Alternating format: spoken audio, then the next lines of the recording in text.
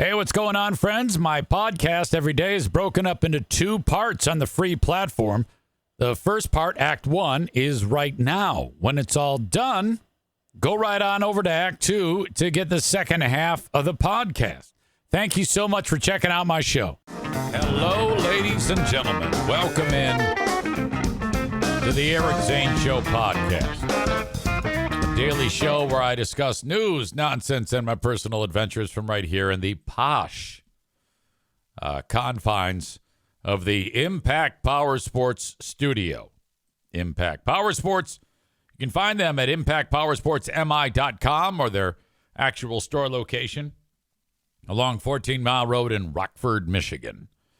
They have an outstanding selection of golf carts from Yamaha, not to mention ATVs, UTVs, motorcycles, e-bikes, scooters. Holy cow, they've got it all. Go-karts. I might have said go-karts already. And the list goes on and on. Head over to Impact Power Sports. Thank you so much for your support in helping take care of the Eric Zane Show podcast. Got a number of other amazing sponsors that I'll get to a little bit later on, including Berlin Raceway, where I will be on Saturday. And the star-studded lineup of people that will be joining me continues to grow. I've got Pooh Bear, Kevin Kuipers, Cutie Patootie. We're down the street. Ben Glaze and his lovely better half will be there. Sarah Rook Roosh, audience member, volunteer leader of the Great Food Giveaway and All Things Amazing, will be there.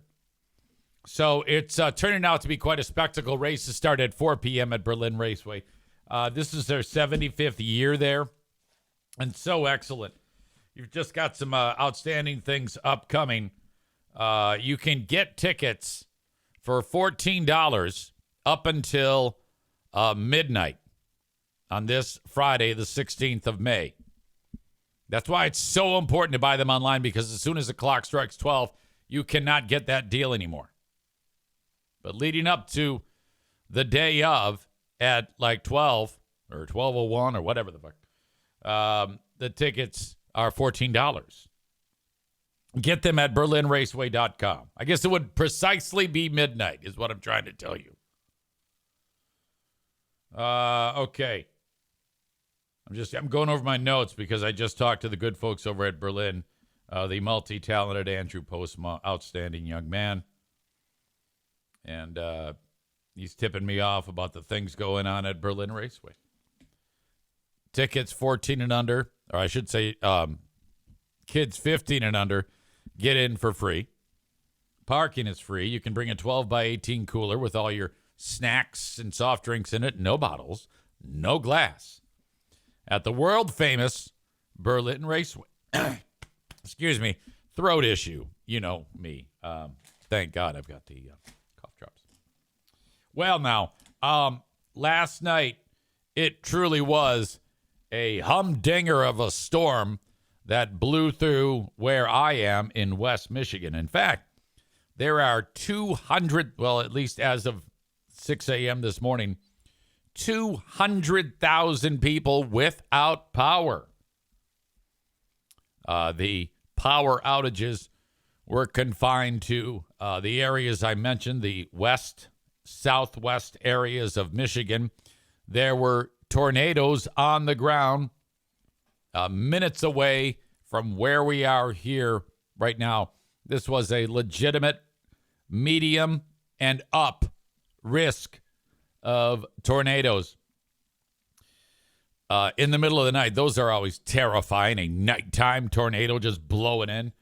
So, okay, we were laying in bed last night, and we had our eye on the radar, and you're like, getting the predictions of when the storm will be coming through, and it's a big front of all red and fuchsia, and it looks intense as it leaves Lake Michigan and starts to make land.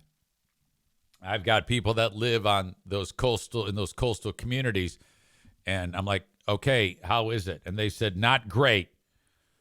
tornado sirens. We have to take cover. Oh, boy. Okay, so, that's just a handful of miles away.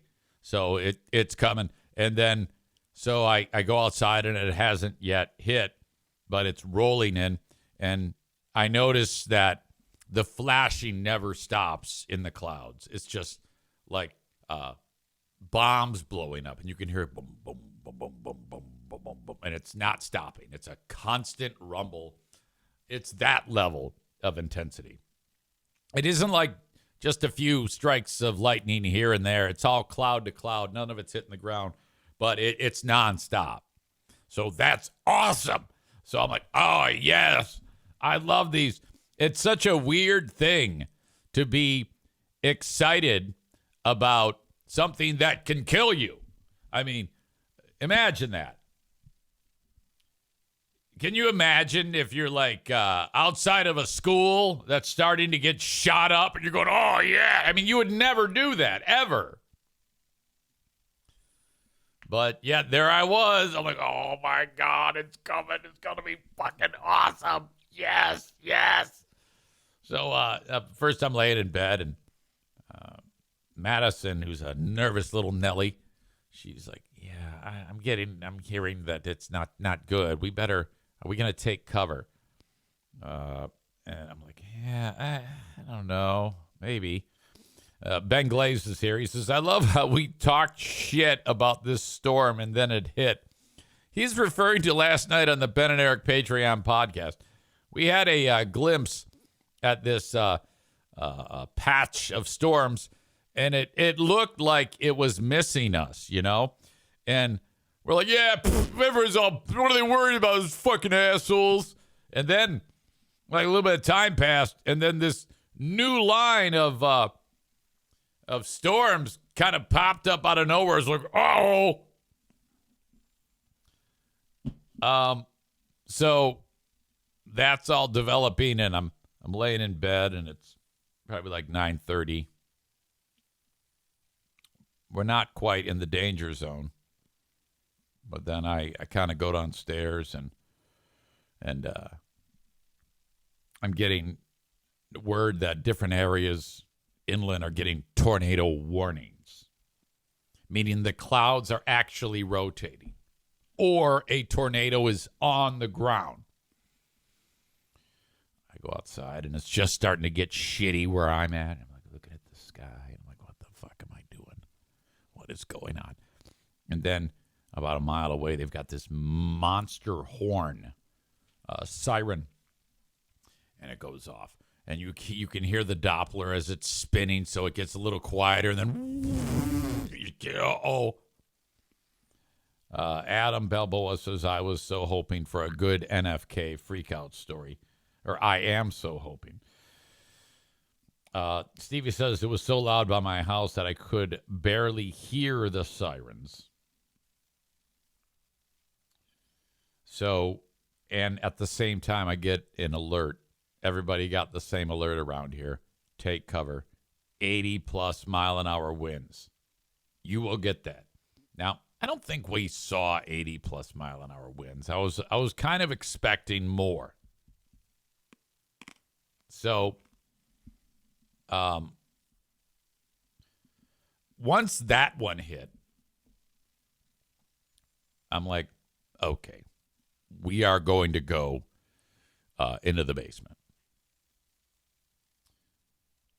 Let's go ahead and get the dogs, round up the dogs, and then I have to. I'm like, boy, I gotta get the NFK up,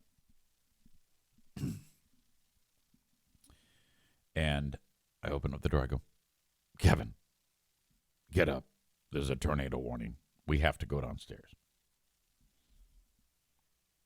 He doesn't speak, but he does get up. And he had a look on his face. He reveals a lot with his face. Like in the morning, first thing in the morning, and at this moment too. He has a look on his face like he just smelled shit. It's always like this. And it just says, I hate you. So I got to help his ass down the steps. And I go, okay, just have a seat here. We're just going to wait this out. Phone rings. It's Jim. Now, Jim is in a goddamn mobile home. And I'm like, Jesus Christ, this is a bad thing. So I'm like, he goes, we're coming over. I go, you better hurry. It's coming. So I don't know this, but he's got, I didn't even think about it. He had to get 2 cats, put them into the carriers, get the dog, get the kids, and take off. Alan says, how much arm flapping went on? Yeah, I wish I had something diabolical that happened on his in the world of NFK, but this is there's really nothing that happened other than he just looked like he was going to kill me. Stand by.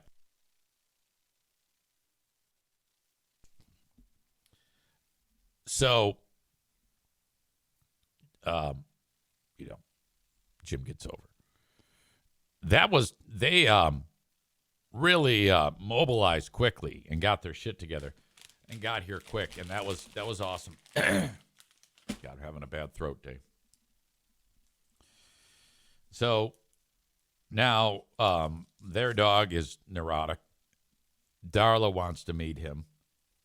The dog. They haven't really. This dog's kind of reactionary to other dogs.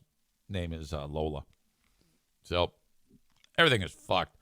Long story short, we're good. It's time to go home. Okay, we have gotten. The thing has moved through. There literally were touchdowns, tornadoes that touched down. I haven't heard about damage or anything. Fear Bunker North was spared this time. No damage up there. Everything is fine. But probably the best. I mean, it was chaotic. There's no question. Okay. Nick says, I built my house with homemade oak timbers, double layer floors and walls. I slept through the storm. You didn't even know it was happening. My God, how is that even possible? What is that? So if you built your house with homemade oak timbers and double layer floors and walls, does that mean are you suggesting it's soundproof or it won't fall?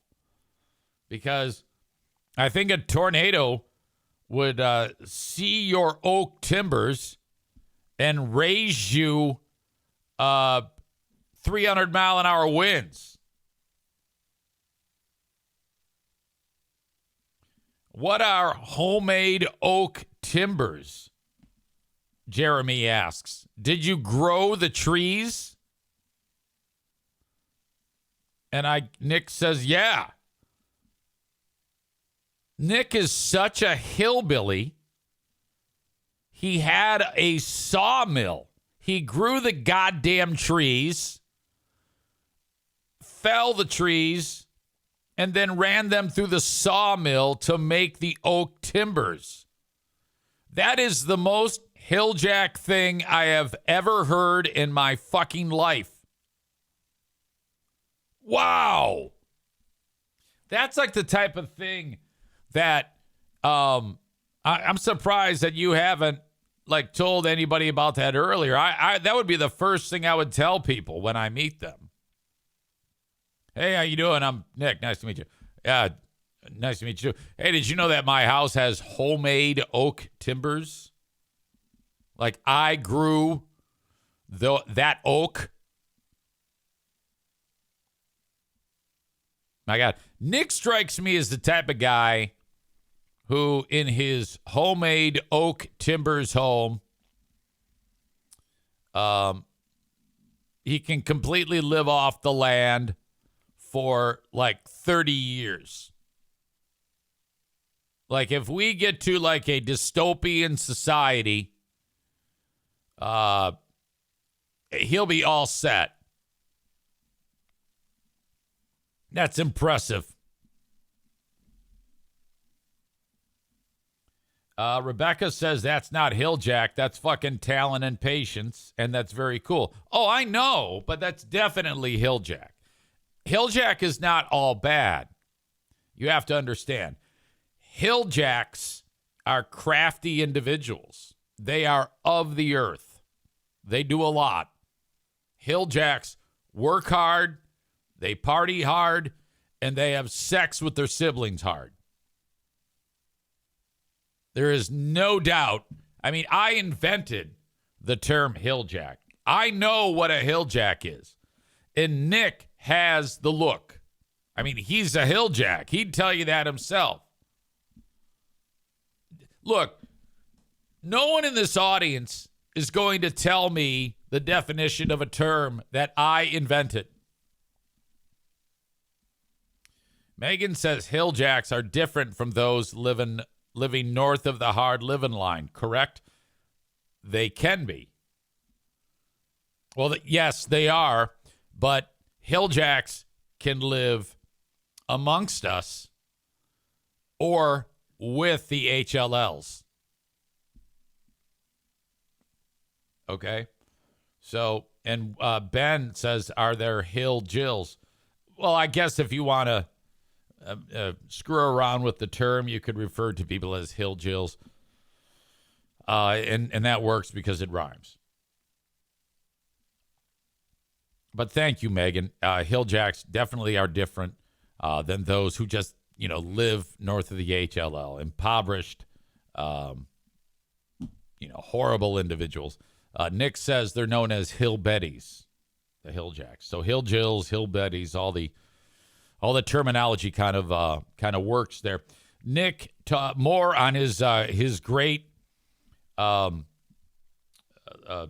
building or whatever the fuck. I grew up building my parents' giant log home with the same sawmill. I was an only child, so I had to branch out. So basically, you've got this enormous blade. It's like an enormous table saw.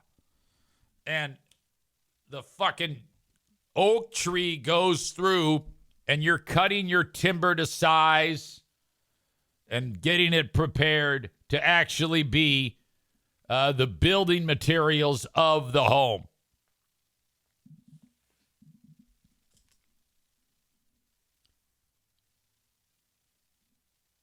Nick says, I'm in Ionia County. It's the central hard-living area.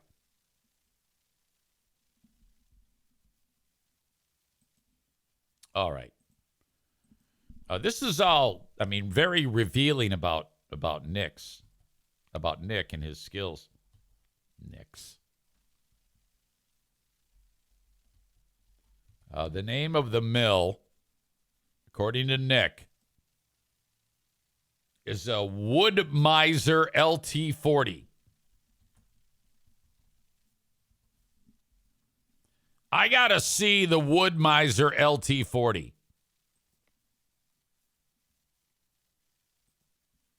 This is Wix Studio, built to meet any brief. When your project calls for bold creativity. Okay, now this is how you do it. This is what Nick did right here. Amanda with a good joke. In this scenario, I would have been Johnny Cash's brother and killed myself accidentally. No way. You're stout. It would have stopped the blade. Okay, this guy, this is not hard living line. This is serious money just for the wood alone, not to mention the heavy equipment. Okay, so then you got it on there, and you take a big log like this. This is exactly what Nick had to do. I can't sit through a 20-fucking-minute video of it, so I'm just bouncing around. There you go. How the fucking thing works. There you go. Now that's the Wood Miser. They're getting ready to cut it. That's it. That's not as impressive as I thought it was. I thought it was going to be more hardcore than that. Nick would do this. He would cut his timber, and then away he'd go. You gotta feel like a pretty crafty soul with the ingenuity to pull that off. I mean, you can't be a dummy and do that. You know, women are attracted to that, you know, especially hillbillies. When they see a guy who has the know-how and the wisdom to handle that material and then come up with the planning for the architecture, because Nick, no doubt, just kind of like, he probably didn't even have a plan. He just started building and it just turned out fucking perfect. Now, I don't have any attributes like that. Okay? Nick does. Now, when you have those skills like that, you can be attractive to almost any woman. And what's good about that is they're attractive to that. And that's excellent because Nick looks like a retarded caveman. And chicks don't see that when these skills kind of like overpower the general disgustingness of his, you know, bathing habits, taking care of his skin, shit like that. So that, okay, if you were to compare him with his horrible orc-like features and his skill, that puts him at like a 8 to 10 in any woman's book. And that's fantastic, you know. I could only dream of having such abilities. Now, what I don't have in the ability to build homes like in a weekend, and Nick probably got all those materials in like an hour, and by Saturday morning at 10 a.m., the house was done, and he was banging some broad in the house by Saturday night. That is not my skill set. I go with hair, wit, and wisdom, of course, and just overall knowledge of ridiculous things. But I think the most important thing is the ability to bullshit my way through 2 hours of broadcast on a daily basis. That, I think, is the only thing that I can hang my head. I don't even have the ability to clean this goddamn room. Okay? Something else that Nick does is he doesn't brag. I mean, he's actually quite a quiet fuckhead, really. And it's taken this long for him to make this big, as the kids say, of a flex.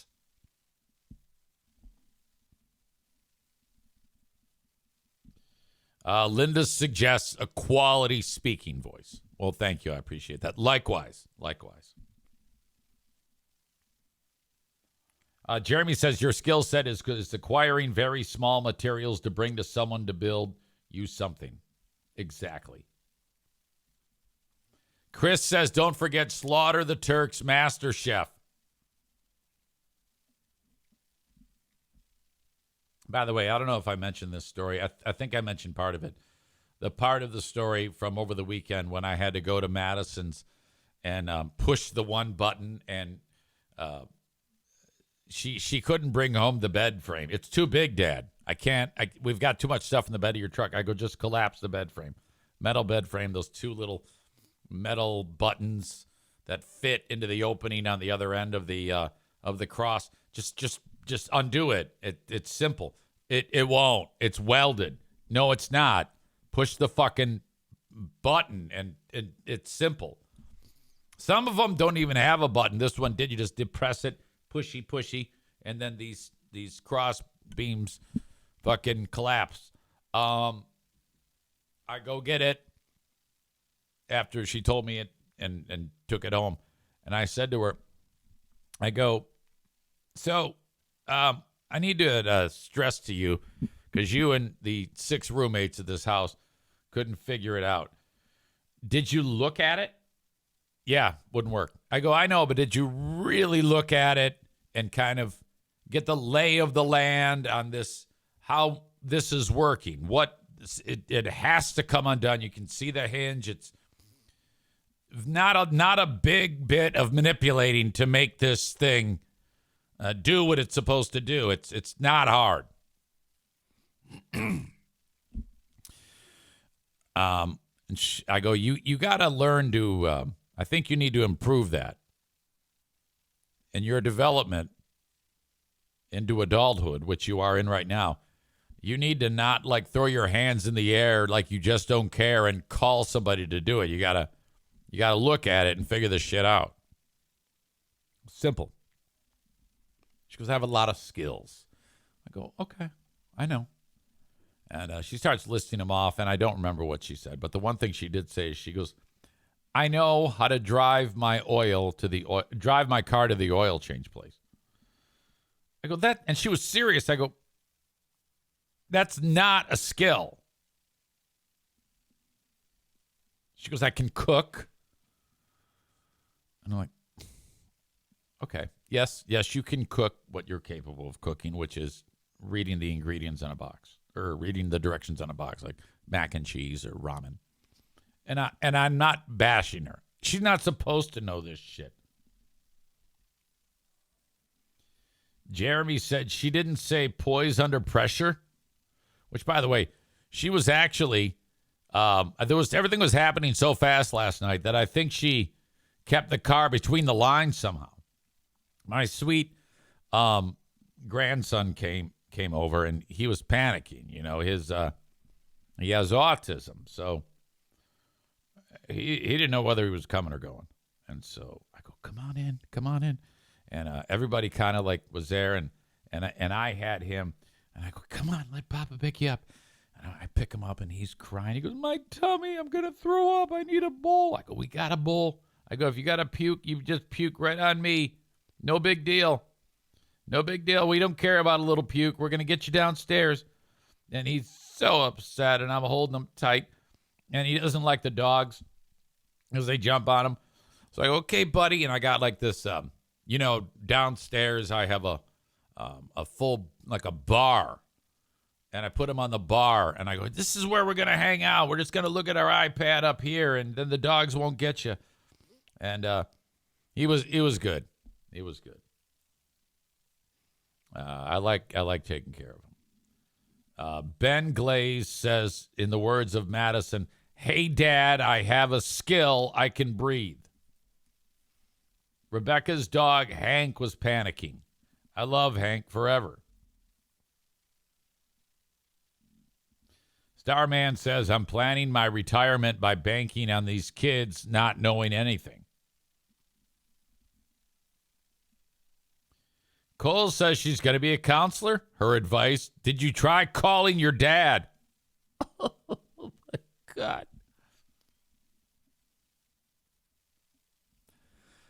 Tyler points out 4 very big truths. Easy is a master of 4 things. Speaking, humility, forgetting names, and picking up sticks. Yeah. You're goddamn right. I'll be picking up sticks next week, and I can't wait. Stevie says, both my dogs were sleeping through most of the storms. They did not care. I anticipated trouble. I was looking at that radar, and then at about the time, Bob says, hot tub and basement bar? It's not like we use it for anything. It collects things. And grandkids. What was I going to say? Oh, shit. I was going to mention something. I fucking forgot. God damn it. I hate when I do that. Oh, looking at the radar, and I go, this might be bad. And then all of a sudden, army crawling up between Diana and I is Big O'Neill. I go, hey, big fella. He's like, ears go up. Now, I don't hear it at this point, but he can tell there's thunder coming. He can see it and feel it somehow, whatever.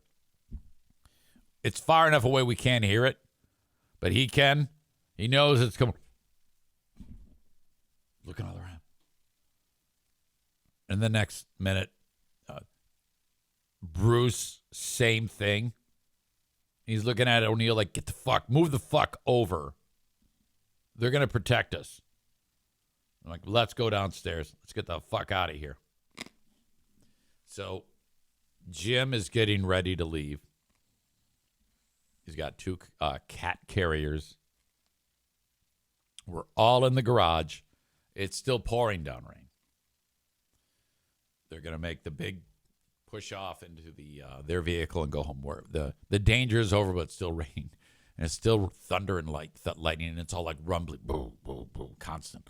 But then a big crack hits, and it was loud. Whammo. And Pooh Bear screams. And she's this far away from Jim's ear.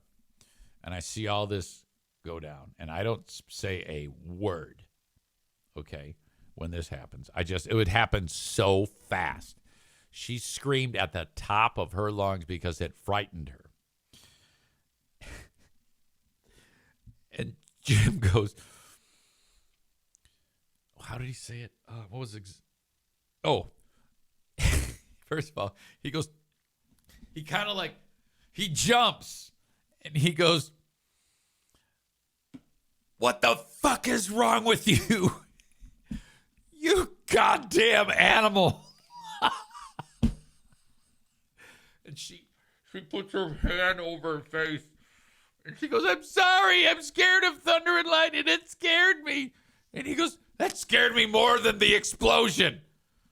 Oh, fuck, was he scared. He was so pissed. Oh no. And I just and then my grandkids are just looking up at him, and Aubrey's like, the fuck, dude. She sent me a screenshot today of a conversation she had with him. Sorry I scared you last night. He writes, LMFAO, I don't think I've ever been more scared. That got me good. Like the worst I've ever been scared. If someone put a gun to my head, I'd be less scared. All right. NFK goes to bed. He just sat there for 40 minutes with her, an hour with this fucking I'm going to kill you look on his fucking face. I was like, dude, get that fucking look off your face. Soften your fucking features. I'm trying to take care of you, you fuck. Jesus Christ. Not exactly a perfect scenario. Got a goddamn thunderstorm and tornadoes crashing down on everybody. Tyler says, are the grandkids scared of the NFK? I would be. I don't know. I want to pull him aside and say, yeah, stay away from him. I don't know what he's capable of. He might be into you. Ugh, no, I take that back. I'm not saying that. We get to bed. The dogs are so stressed, panting like crazy. So this is after 11. It wasn't until 1 until it was actually time to go to bed because Darla was just acting like a psychopath. She kept getting down, up, off the bed. And finally, I'm like, all right, I'm going to take her outside. But she didn't want to go outside. She wanted to go downstairs. She wanted to make sure everybody was gone, I guess. So I take her downstairs, does not go outside, goes all the way down to the basement, looks around. No one's there. Goes upstairs, gets back in bed. Immediately goes to bed. But then fucking fidgety is all fucking get out. You ever have that when you're laying down with your dog and your dog's having a fucking fidget fest? It's like, stop fucking moving. Shit. Dog eventually goes to sleep. 1 a.m. Then I had a bizarre-ass dream. It was so damn real. I woke up. It was a fucking nightmare. And in the dream, Pooh Bear comes walking up to me. She looks at her phone and she goes, serious as a heart attack. My brother died. What? Yeah, she had a dream that the NFK passed away. It's horrible. So I wake up this morning to do whatever I do, and I'm like, yeah. He then got up a little. I think, thank God he's up. Thank God he's up. Because if he took a dirt nap after I had that dream, I mean, that's some cosmic shit, right? That's some cosmic shit going down. In fact, there's a window of time where if there's a dirt nap in store, if it happens within the next however long, I don't know the time frame, I can't really pinpoint it, you have to say at that point that I've got some skills. Goddamn prophecy. Starman is here. Welcome. So glad you guys are all right, because a good portion of the audience is in this area where this storm took place. But we made it, so I was happy with that. I'm happy we're alive. Thank you so much for being part of this show.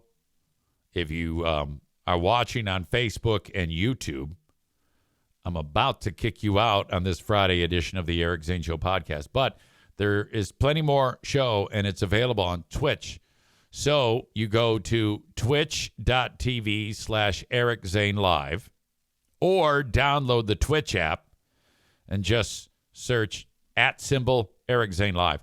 And then, once you follow the page, once you subscribe, it then lets you know that, hey, Easy's doing a show. If you want to get the show on Twitch without commercials, link up your Amazon Prime account and you get that for free. You have to do that every month, though. Resubscribe.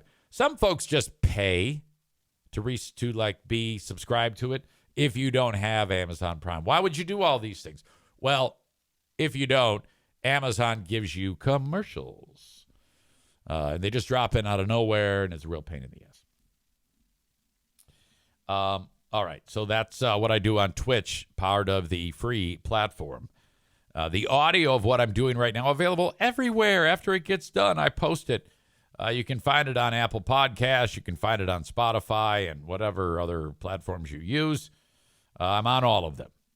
Just search Eric Zane Show Podcast, and then you can get the audio if that's your thing. Some people just like listening to the audio. I don't care how you consume the show. If you want to say hello, you can reach out to me, Eric at ericzaneshow.com, on the Shoreliners Striping inbox. I do cameos, cameo.com/Eric Zane. I haven't done one in forever, but if you want to hire me, it's $20. If you want any workplace encouragement, maybe a little pep talk, maybe an announcement, maybe it's a happy birthday wish for somebody, or a marriage proposal, or a breakup, somebody you can't stand. You want me to break the bad news to them? I'll do that shit. $20, cameo.com/Eric Zane. And, of course, Patreon. Oh, my God. Last night, I got to do a little review here, but and I'll do that in just a second. But patreon.com/Eric Zane. You get 7 days free. Go to patreon.com/Eric Zane to get all of my content. Totally different platform than this one that I'm on right now. And on that, I've got the shows, the Ben and Eric Patreon podcast, the daily Patreon bonus podcast, the Lost Zane recordings, the Something to Listen to While I'm Away shows, which go way back to the mid-2000s. And also, Who Are These Free Beers, which we had another episode of that last night. That was show number 55 of that show. So that's all on Patreon. You can sign up for 7 days free there. You get the 7 days. Once that expires, you can either cancel it, which is no problem to do, or just keep it going. $5 a month for the audio, $10 a month for the audio, video, live streams. And first crack at all new material. If you want a full year, you can pay for it all at once. I'll take 10% off of the cost. So if you're an audio-only Patreon member, You get it for a year and save 10%. What was $60 for a year is now $54. If you do tier 2, what was $120 for a year is now $108. So I have options for you. Patreon.com/Eric Zane. And it's important to note that yesterday's show, first off, with who are these free beers? A lot happening on that show. And Ben and I covered it. God, I just wrote it down because I already published the audio for that show. Let me go over some of the things. Ben features a clip that illustrates Steve's limited ability to summarize the story. EZ and Ben always get a kick out of the "who cares" audio clips that our heroes play and their subsequent lifeless reactions to those clips. Here, I'll even show you this. You can take a look at what I'm looking at. There it is. Who are these free beers? Titled, "That's Wild." That's wild. Steve was successful in removing a bolt from an old vehicle that he keeps in the yard. When I read these things back, it just sounds absurd. It just sounds like dead-end things to talk about. It continues. When Freebeer cannot contain his excitement to something the gang is talking about, he lets you know by telling you, "That's wild." Fact, nothing is ever wild. The guys review a cool FBHW show discussion about the new flavor of Nutella. I know that sounds ridiculous, but that actually happened. Freebeer gets pissed as the crew laughs in his face after he murders the word education. Ben breaks down the show's use of novelty songs to start their trivia game. EZ expands on why Dumber Than Zane trivia was a great can't miss it bit. EZ and Ben have a short chat about the silly, trite intro songs for Dumber Than the Show trivia. Ben breaks down the segment Mom Catchphrases. Steve was really cracking up during the Mom Catchphrases bit. Ben produced a supercut of Steve's laughing. During some therapy talk, Freebeer was self-triggered. EZ picks apart the show's sentiment that, quote, "they've grown." EZ plays the updated Freebeer whiny voice supercut. Maitland tells the story about a video that she made in high school that featured puppy dogs. Maitland's story about her video was full of Freebeer bummer jokes, and the gang reviewed a wacky TikTok video that led to a head-scratching story by El Matador. All in the latest edition of Who Are These Freebeers? Get it free at patreon.com/Eric Zane.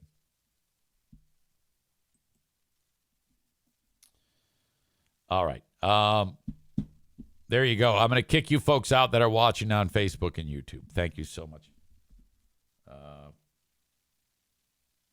for being here. Okay.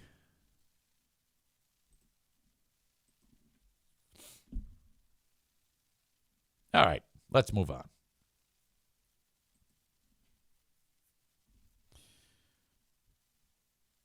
Kristi Noem. She used to be the governor of one of those Wild West states. I think it was South Dakota. And she's now part of Trump's cabinet. I think she's in charge of, deportation. Homeland Security Secretary. She earned the nickname of Ice Barbie. I mean, that was kind of her thing. She's like, "Look, I want to lead the charge on this," and she's been doing that. Sorry, I'm trying to get a picture of her.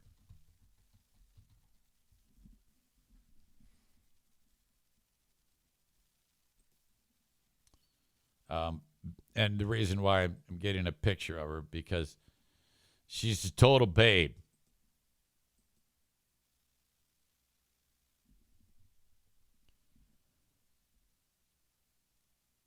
The story goes that Kristi Noem wants migrants to compete for citizenship on a new reality show.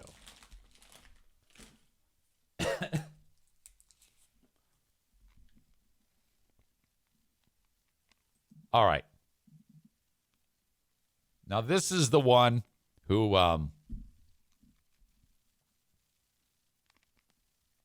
Megan says, quit giving her compliments. She killed her fucking dog. Let me get to that.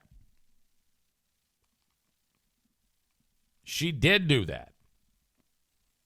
And I'm not really sure why she did it again. I forget. I think, wasn't it, the dog was like unruly or something like that? I'm not sure why. It didn't make sense. It doesn't make sense to me. It doesn't make sense to you. It was horrible. But if you have to get down to brass tacks between an ugly HLLer and Kristi Noem doing that terrible thing, the most terrible would be the HLLer. Noem's latest is, I want to do this game show. There is no excuse for her doing that to a puppy dog. I cannot imagine that. But there is no denying the fact that she's a total babe. She is a total babe dog murderer. Okay? So if Pooh Bear divorces me, and then Kristi Noem bangs on the door and she says, hey, I'm in love with you. Now that you're single, would you consider taking me on? I'm going to say absolutely. Even though you have murdered a dog, come on in. That's how attractive you are. I am willing to look past the fact that you are a psychopath and a dog murderer. That is how attractive you are. You are the sickest person on the planet who I would marry. All right?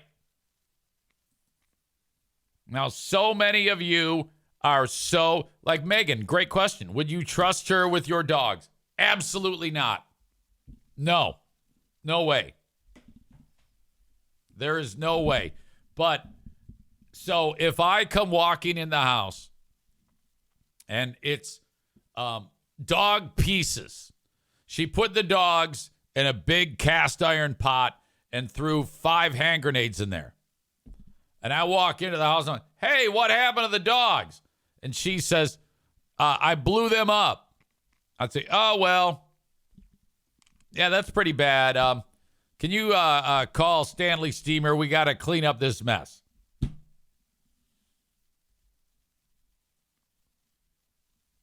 Rebecca, who sent me the story, she says, I would not trust Kristi Noem with a pet rock. She says, I'd take Zaniac Jessica over her. Okay. What you people aren't understanding, what you're failing to grasp here, is the most important thing about a human being is how they look. Okay? It doesn't matter how corrupted of an individual they may be. If they are attractive, that wins every time. If I have an opportunity to date dog murderer Kristi Noem or super rich, ugly lady who shits in her hand and eats it, Kristi Noem, 10 out of 10. Okay? That's just the way it is. It's the way people are wired. If any of you don't agree with that, You're lying to yourselves.